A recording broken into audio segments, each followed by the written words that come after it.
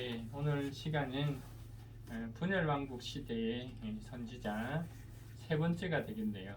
세 번째. 먼저 하기 전에 지난번에 영상을 찍은 걸 다시 보니까 제가 잘못 표현한 게 있어서 수정을 하고 시작하도록 하겠습니다.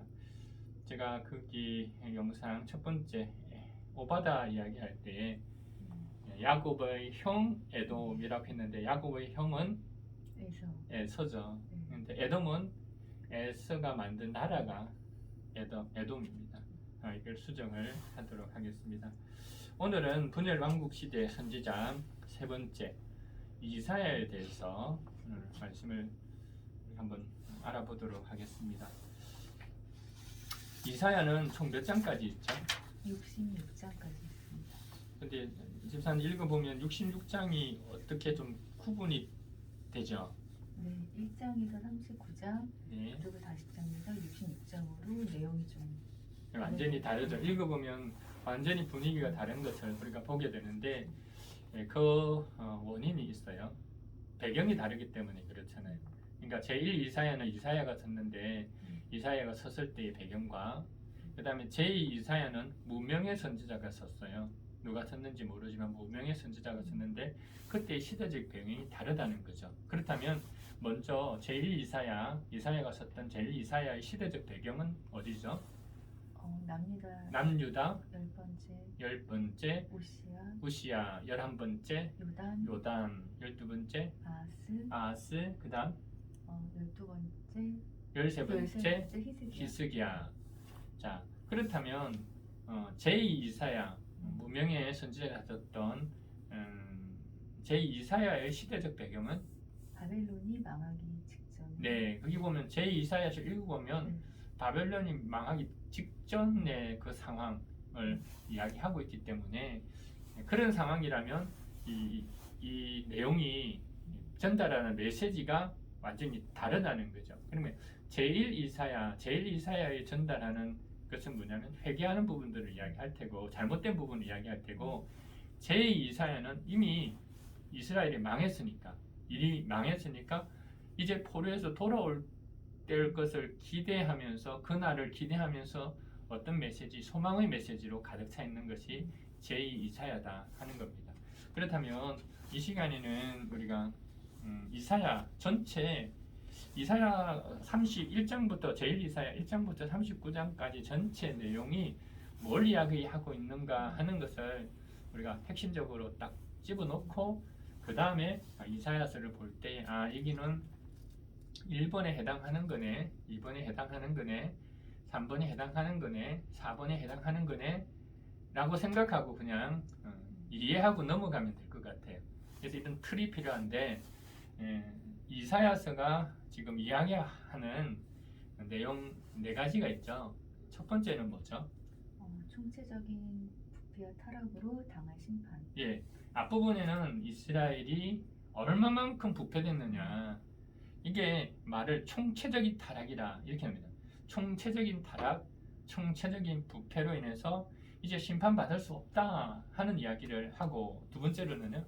열강을 의지하지 말고 여호와를 의지하라. 네, 두 번째로는 열강을 의지하지 말고 하나님만 의지해라. 하나님의 바람이죠. 어떤 상황이 된다 하더라도 열강과 주요 환경 누군가를 의지하지 말고 또 우상을 의지하지 말고 열강을 의지하지 말고 누구를 의지하라? 요 하나님을 의지하라 하는 게 두 번째 메시지가 되겠고 세 번째로는요. 아하스와 히스기야 왕 이야기로 열강을 의지한 아하스 왕과 여호와를 의지한 히스기야 왕의 이야기입니다. 네, 샘플로 이제 나오잖아요.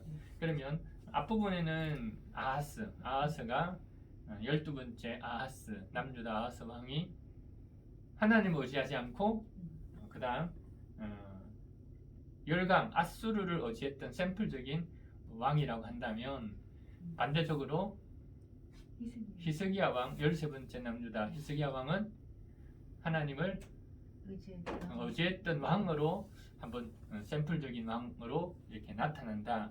여기 이제 세 번째가 되겠고 네 번째 메시지는 뭐죠? 이스라엘과 주변국들을 벌하신다는 이야기입니다. 네. 그러면 결국은 이제 이사야를 우리가 1장부터 39장 읽어보면 이 이야기가 많아요. 즉 주변 나라 이스라엘의 주변 나라 아시리아, 바벨론, 블레셋, 모압, 에디오피아, 이집트, 그 다음에 에돔, 두로 이런 나라들을 벌하실 거라고 했는데 이 의도가 뭘까요?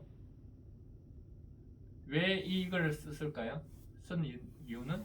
열강을 의지하지 말고 여호와를 의지하라. 그렇죠. 그러니까 결국은 너희들이 의지하는 그거 의지할 건 못 된다라는 것을 재차 이야기하는 것이 바로 주변 나라가 받을 심판에 대한 언급이에요. 그러니까 의지하지 말라 하는 것을 이야기하는 겁니다. 이게 1장부터 39장에 나오는 전체 내용이에요.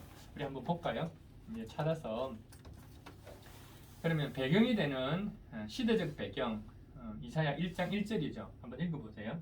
이것은 아모스의 아들 이사야가 유다의 왕 우시야와 요담과 아하스와 히스기야 시대에 유다와 예루살렘에 대하여 본 이상이다. 네, 두 번째로 지금 총체적인 타락인데 뭐 많이 이야기할 필요 없고 앞에 부분만 2절, 3절만 한번 읽어보면 그때의 상황을 우리가 짐작할 수 있을 것 같아요.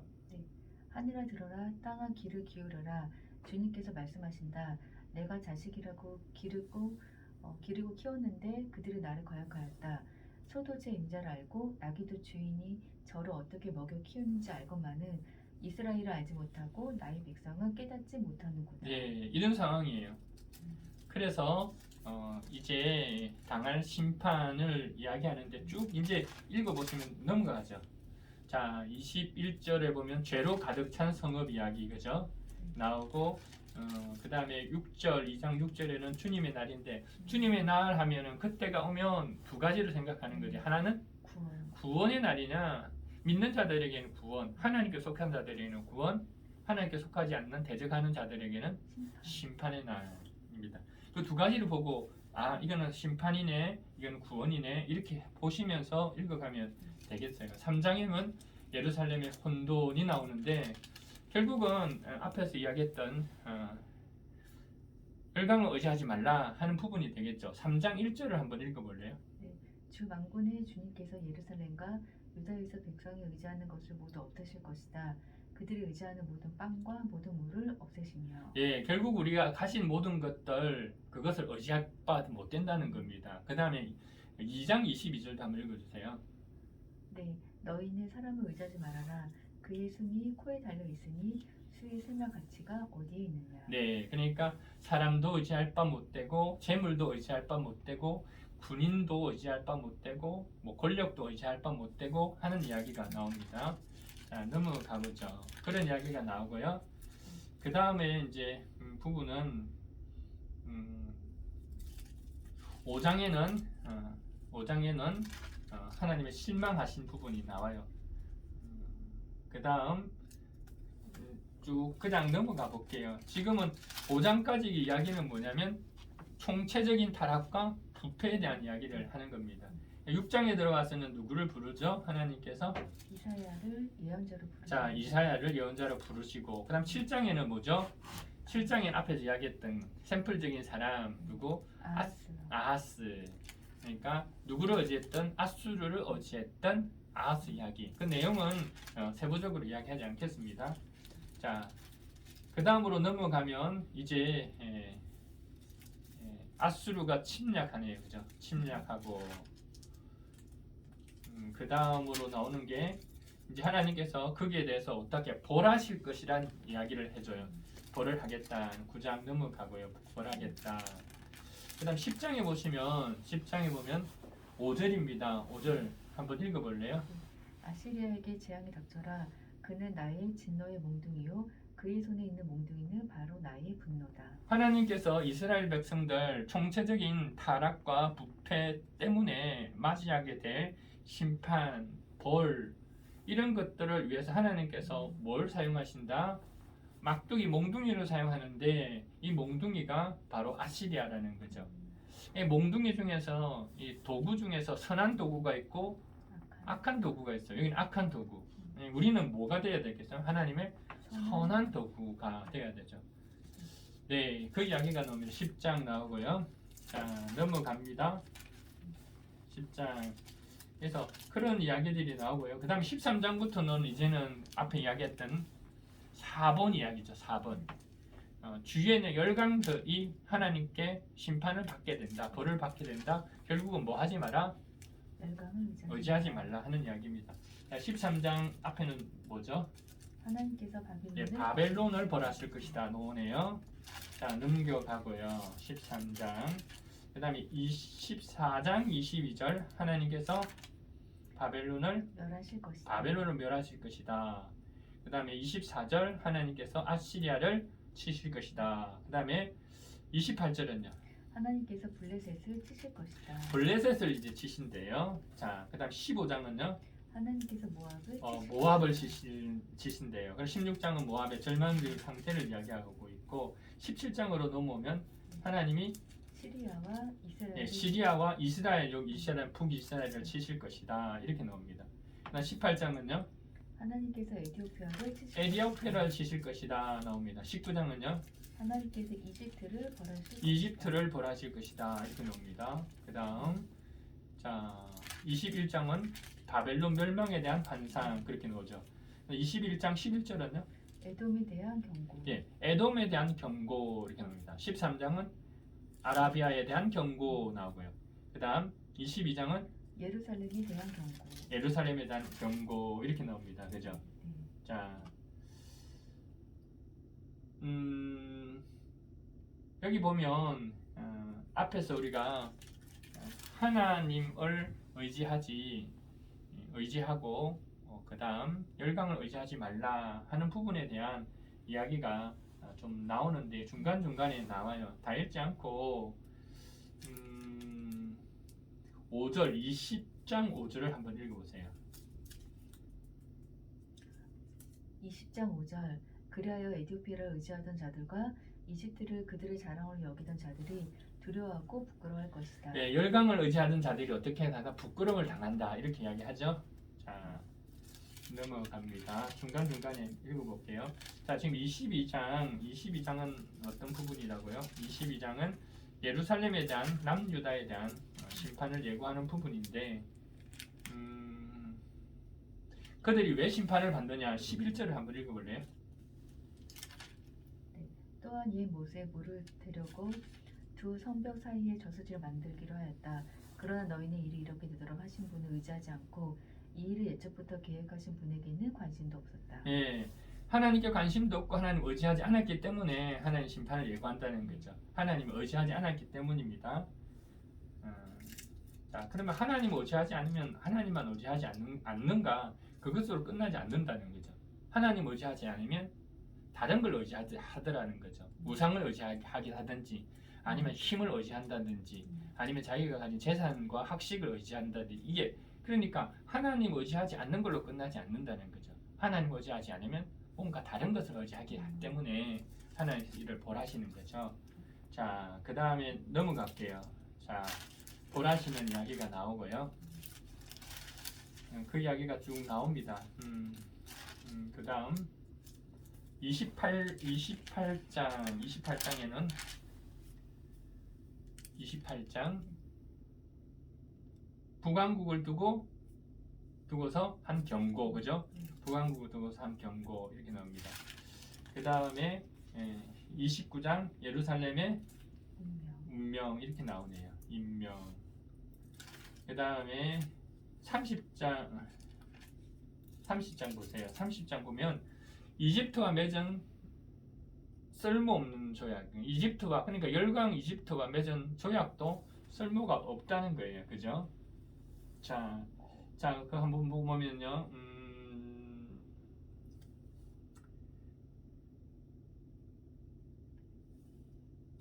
네. 이거 한번 볼까요? 한번 여기는 한번 30장 6절 중에서 6절 한번 읽어볼까요? 그냥. 네. 이것은 네겝의 들짐승들에게 내리신 경고의 말씀이다. 유다의 사절단이 나귀 등의 성물을 싣고 낙타 등의 분물을 싣고 거친 광야를 지나서 이집트로 간다. 암사자와 수사자가 울부짖는 땅, 독사와 날아다니는 불뱀이 날뛰는 땅, 위험하고 공고한 땅을 지나서 아무런 도움도 주지 못할 백성에게 선물을 주려고 한다. 그러니까 유다 사람들이 남유다 사람들이 막 선물을 들고 누굴 이집트를 의지해가지고 막 좋은 것 가지고 도움을 받으려고 가는데 결국은 아무 도움 못 준다는 거죠. 그 이야기하는 거예요. 이건 우리 몇 번째로 이야기하는 걸까요? 첫 번째, 두 번, 그죠? 열강을 의지하지 말라에 속하는 부분이죠. 그 이야기네요. 자,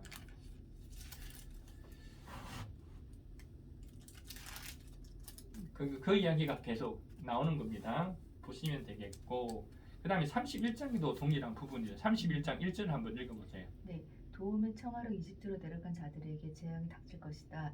그들은 군마를 의지하고 많은 병거를 믿고 기마방의 막강한 힘을 믿으면서 이스라엘의 거룩하신 분을 바라보지도 않고 주님께 구하지도 않는다. 네, 이게 이스라엘이 잘못한 부분이죠. 하나님을 의지하지 않고 그죠? 열강을 의지하는 모습. 이것도 2번이죠. 2번 넘어가겠습니다. 자, 그 이야기를 보시면 되고요. 쭉 넘어가서 34장입니다. 34장. 34장은 여기 34장은 조금 중요한 부분이 하나 있긴 있어요. 그게 뭐냐면 또 신천지와 좀 관계되는 부분이 있어서 우리 한번 짚고 넘어가야 되겠습니다. 34장 이 이야기는 지금 맥락으로 봐서 지금 열강이 당하는 심판에 대해서 이야기를 하고 있어요. 그러니까 쭉 읽어보시면 그 이야기인데 34장에서도 열강이 지금 당하는 심판을 예고하는데 하나님께서 얼마만큼 심판하시겠다는 이야기냐면 34장은 에돔에 대한 이야기예요. 에돔에 대한 이야기인데 에돔을 어떻게 완전히 그 땅을 황폐하게 만들어 버리겠다는 거죠. 황폐하게 만드는데 이 땅이 황폐되었다라는 표현이 성경에 어떤 표현이 많냐면요. 짐승들이 바글바글거리면 그것이 황폐된 것이에요. 그런 표현이에요. 그래서 34장에 그 이야기를 하는데 한번 그 이야기 중에서 15절부터 한번 읽어볼래요? 네, 부엉이가 집을 만들어 거기에 깃들고 그 알을 나아가서 제 몸으로 그늘을 만들어 덮을 것이다. 솔개들도 제 짝과 함께 그리로 모일 것이다. 네, 거기가 뭐냐면 에돔 나라 땅을 이야기해요. 에돔 땅에 부엉이가 집을 만들고 솔개도 제 짝과 함께 그리로 모여든대요. 그 다음 16절. 네, 주님의 책을 자세히 읽어보아라. 이 짐승들 가운데서 어느 거 하나 빠지는 것이 없겠고 하나도 그 짝이 없는 짐승은 없을 것이다. 주님께서 친히 입을 열어 그렇게 되라고 멍하셨고 주님의 영이 친히 그 짐승들을 모으실 것이기 때문이다. 네, 이 짐승들을 모으는 이유가 뭐냐면 하나님께서 그 땅을 황폐케 만들어 가지고 완전히 짐승이 우글거리는 그런 황폐 땅으로 만들겠다는 말이에요. 그러면 이 짐승들이 가득 차려면 뭐가 있어야 되냐면 짝이 있어야 되잖아요. 네. 짐승들이 다 짝이 있어야 그만큼 번식력이 강하니까 그 이야기를 여기서 짝이 없는 짐승이 없다라는 것을 여기서 이야기하고 있는데 신천지에서는 짝이 없는 이 부분을 개역개정은 좀 애매하게 표현을 했어요. 근데 신천지는 어떻게 이야기하냐면 말씀에 짝이 없는 건 없다. 이렇게 이제 해석을 한 거죠. 구약과 신약에 짝이 없는 건 없다. 다 짝이 있다. 이렇게 이야기하기도 하고 이 이야기를 신천지가 제일 먼저 이야기하면서 무슨 이야기를 하냐면 보세요. 말씀에 다 짝이 있죠? 하고 나서 일단은 전제로 삼아놓고 근데 실제적으로 이 말씀은 말씀에 짝이 있다는 이야기가 아니고 짐승의 짝은 다 있다는 거죠. 그래서 짐승의 짝들이 와서 이 에돔 땅을 황폐하게 만들겠다는 이야기인데 신천지는 사실 개역개정은 비슷하게 좀 오해가 될 만큼의 부분이 있지만 이것을 뭐라고 표현하고 있습니까? 말씀에는 뭐 짝이 있다 이렇게 해서 비유풀이가 이거 이야기하면서 비유풀이로 들어가는 거예요. 그러면서 새는 뭐죠? 새는 뭘 뜻하죠? 씨는 뭘 뜻하죠? 이렇게 하면서 자 보세요 다 짝이 있죠?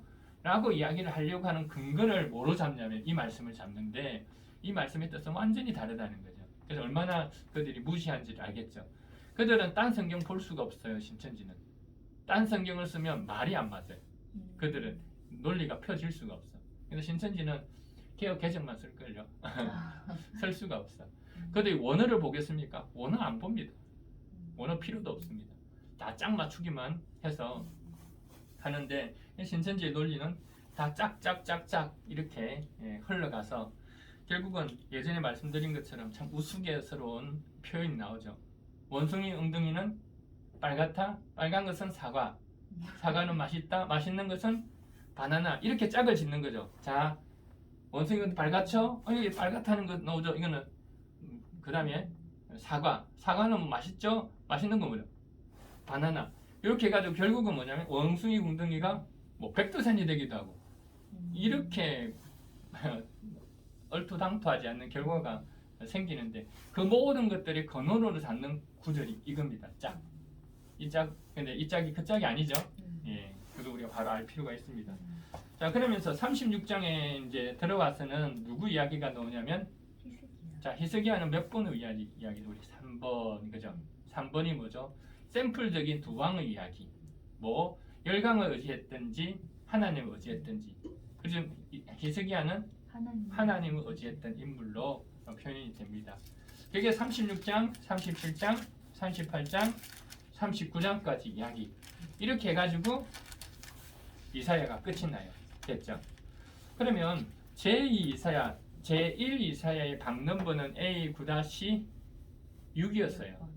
그런데 사실 제2 이사야 40장에서 66장까지는 제2 이사야인데 때문에 시대적으로 보면 뒤쪽으로 와 있어서 제일 마지막에 쓰여진 책이라고 보면 돼요. 선지서 중에는. 그래서 A9-15가 되는 거예요. 그러면 뒤에 하지 않고 지금 여기 왔으니까 그냥 함께 이어서 보도록 하겠습니다. 그럼 다시 그럼 제2 이사야 누가 지었는지 알지 못하는 무명의 선지자가 썼던 이 제2 이사야. 그러면 제2 이사야의 시대적 배경은 바벨론이 망하기 바로 직전이다. 이 상황 속에 그러면 메시지가 완전히 다르잖아요. 앞에는 역사적인데 이제 40장부터는 역사적인 게 하나도 없어요. 다 뭘 이야기하고 해주냐면요. 소망의 메시지. 자, 이제는 하나님께서 어떻게 하신다? 이스라엘 백성들을 회복시킨다 하는 이야기. 또 그들에게 소망은 바벨론이 망한다. 하나님 고레스를 들어 사용하신다 하는 이야기들. 그러니까 40장부터 나오는 이야기는 소망의 메시지가 많더라 하는 겁니다. 그래서 많은 우리가 암송했던 성경 구절 중에서 이 40장에 나오는 40장부터 66장에 우리가 좋아하는 성경 구절이 만든 이유는 소망의 메시지로 가득 차 있기 때문이다 하는 겁니다.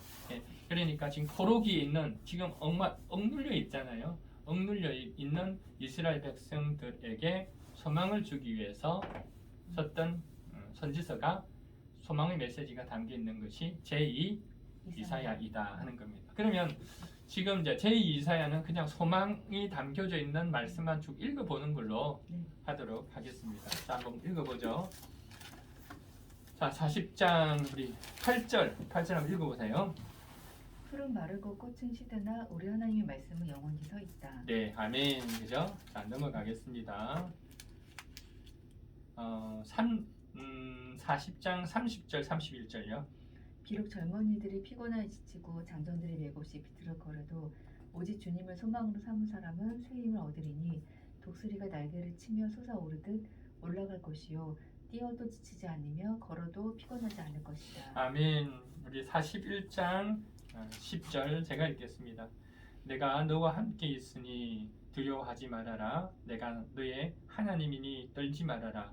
내가 너를 강하게 하겠다. 내가 너를 도와주고 내 승리의 오른팔로 너를 붙들어 주겠다. 아멘.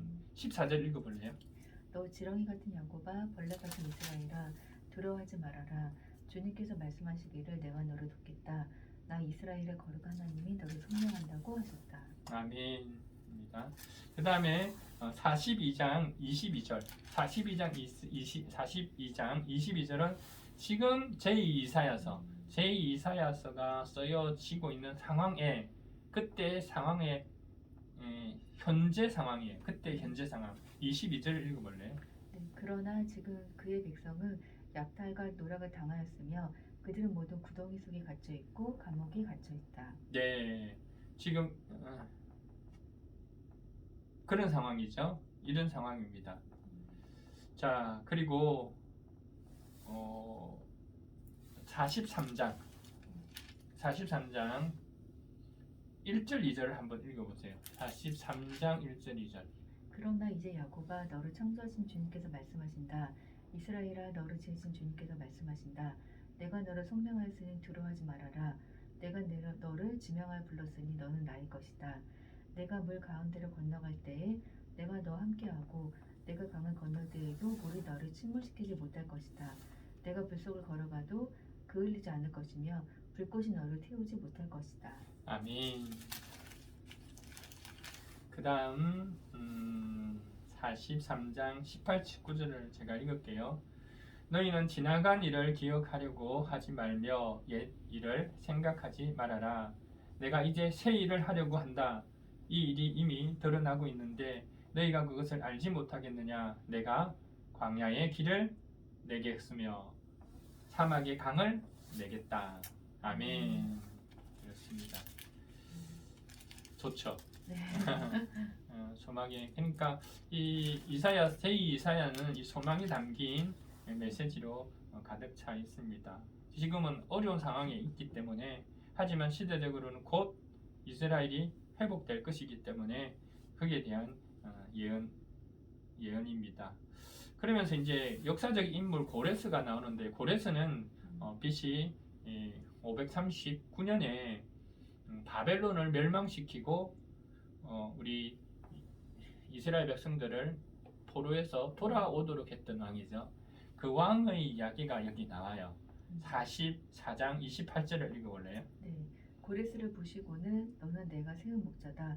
나의 뜻을 모두 내가 이룰 것이다. 네. 그리고 45장 1절에도 나주가 기름 부어 세운 고레스에게 말한다. 이렇게 이야기합니다.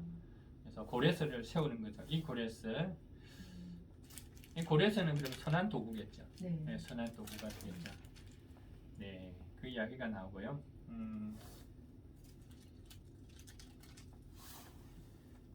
그 다음에 소망이 되는 말씀이 쭉 지나가고 한번 볼게요.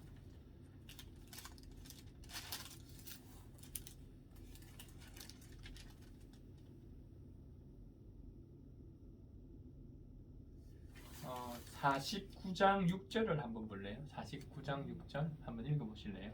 주님께서 이렇게 말씀하신다. 내가 내 종이 되어서 야곱의 지파들을 일으키고 이스라엘 가운데 살아남은 자들을 돌아오게 하는 것은 내게 오히려 가벼운 일이다. 땅끝까지 나의 구원이 미치게 하려고 내가 너를 문민족의 빛으로 삼았다. 내가 너를 문민족의 빛으로 삼았다. 네. 여기 줄을 쳤나요? 한번 쳐놓으면 좋겠네요. 그 다음 우리 성경 암송 구절 했던 것 있네요. 여기 뭐냐면 49장 14, 15절 한번 읽어보셔요. 그런데 시온이 말하기를 주님께서 나를 버리셨고 주님께서 나를 잊으셨다 하는구나. 어머니가 어찌 젖먹이를 잊겠으며 제 폐에서 낳은 아들을 어찌 긍휼히 여기지 않겠느냐. 비록 어머니가 자식을 잊는다 하여도 나는 절대로 너를 잊지 않겠다. 네, 그 16절에도 아주 소망이 돼. 보아라 예루살렘아, 내가 너 이름을 내 어디에? 손바닥에 새겼고 내 성벽을 널 지켜보고 있다. 위로가 되는 말씀이죠. 넘기시고 50장에 가면요, 50장에 보시면 4절 5절, 이건 제가 예전에 좋아했던 구절인데 한번 읽어주실래요? 네. 주 하나님께서 나를 학자처럼 말할 수 있게 하셔서 지친 사람을 말로 격려할 수 있게 하신다. 아침마다 나를 깨우쳐 주신다. 내 길을 깨우치시어 학자처럼 알아듣게 하신다. 주 하나님께서 내 길을 열어주셨으므로 나는 주님께 거역하지도 않았고 등을 돌리지도 않았다. 아멘. 이와 같은 사람이 되기 바랍니다. 아멘. 네. 넘기고요. 그 다음 이제 50장 14절에도 이런 말씀이 있네요. 갇혀 있는 포로들이 이제 곧 풀려난다. 그들은 오래오래 살 것이며 먹거리가 모자라지도 않을 것이다. 이게 이 말씀. 그 다음으로 넘어서 보시면요.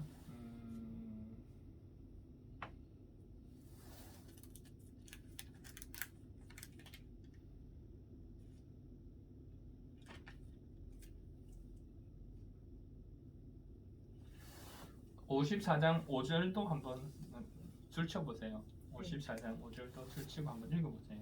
너를 지으신 분께서 너희 남편이 되실 것이다. 그분의 이름은 만군의 주님이시다. 너를 구속하신 분은 이스라엘의 거룩하신 하나님이시다. 54장에는 이스라엘 향한 주님의 사랑이라 나오는데 너무 좋아요. 근데 4절도 한번 보세요. 두려워하지 말아라. 너가 이제는 수치를 당하지 않을 것이다. 지금 수치를 당하고 있잖아요. 수치를 당한 그런 상황, 정말 자존심이 무너질 대로 무너진 그 상황 속에서 주시는 위로의 말씀이죠. 그 다음에 또 많습니다. 이게 보면 하나하나 읽어보면 참 은혜가 되는 말씀이니까 읽으시면서 다시 확인하시기를 바랍니다. 그래서 40장부터 이어지는 말씀은 소망의 말씀으로 가득 차 있다는 겁니다. 자, 그 다음 이 말씀도 있네요. 55장 6절 7절이에요. 한번 읽어보세요. 너희는 만날 수 있을 때 주님을 찾으라. 너희는 가까이 계실 때 주님을 불러라.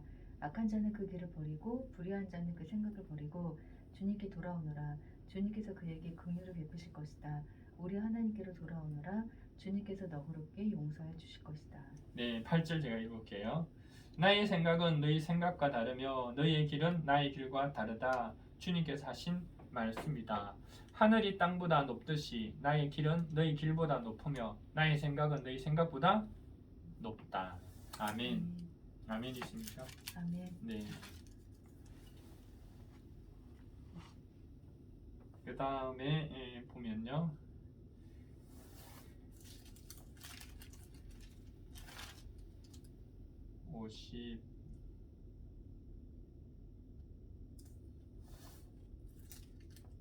58장에는 검식과 거짓된 검식 이야기가 나옵니다.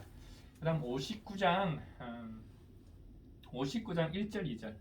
네, 주님의 손이 짧아서 구원하지 못하시는 것도 아니고 주님의 귀가 어두워서 듣지 못하시는 것도 아니다. 오직 너희 죄악이 너희와 너희 하나님 사이를 갈라놓았고 너희 죄 때문에 주님께서 너희에게서 얼굴을 돌리셔서 너희의 말을 듣지 않으실 뿐이다. 문제는 하나님 문제가 아니라 우리 문제죠. 하나님의 문제가 있는 것이 아니라 죄 가운데 있는 우리가 문제라는 겁니다. 자, 넘겨 보시고요. 또 60장부터 넘어가서 60장 10절에도 이런 말씀이 나와요. 10절 중반절부터 비록 내가 진노를 너희에게 쳤으나 이제 내가 은혜를 베풀어서 너를 불쌍히 여기겠다. 이 진노를 내린 이유도 결국은 이스라엘 백성들이 회개하지 않으니까 진노를 내린 거예요.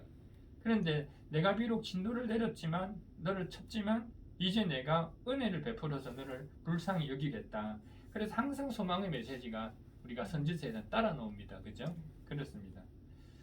자,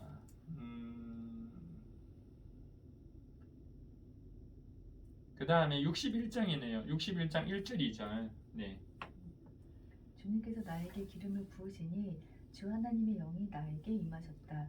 주님께서 나를 보내셔서 가난한 사람들에게 기쁜 소식을 전하고 상한 마음을 싸매어주고 포로에게 자유를 선포하고 갇힌 사람에게 석방을 선언하고 주님의 은혜의 해와 우리 하나님의 보복의 날을 선언하고 모든 슬퍼하는 사람들을 위로하게 하셨다. 네. 이게 이제 신약의 예수님께서 이사야 말씀을 펴서 읽으시고 이렇게 말씀하셨죠. 이 예언의 말씀이 지금 이루어졌다라고 말씀하신 겁니다. 이게 이 말씀이에요. 61장 1절 2절 말씀. 자, 그 다음 보시면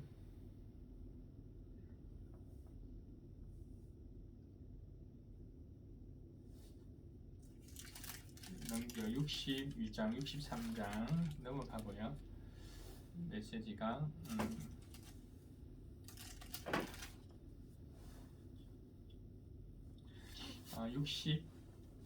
65장을 볼까요?